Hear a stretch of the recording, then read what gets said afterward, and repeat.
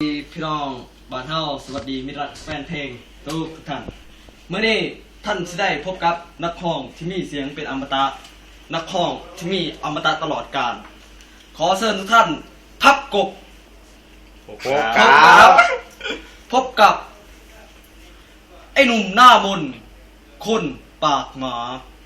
ขอเชิญพี่น้องรับชมรับฟังไปแล้วครับ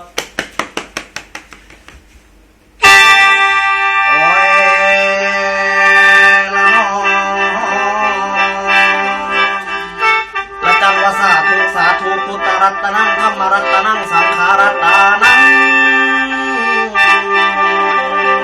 และจังว่าคุณคุณวิดรมารดาคุณครูบาอาจารย์คุณพระรัตนใจแก้วคุณแม่นินเมฆศรีไตโยให้มาพบมาหวังมากันหมอลำไว้ในคืน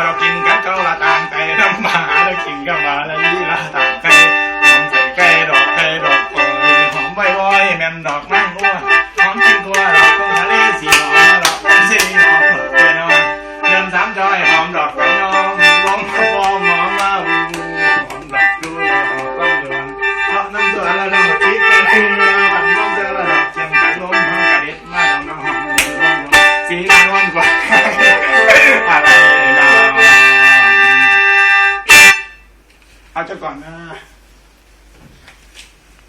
ครับ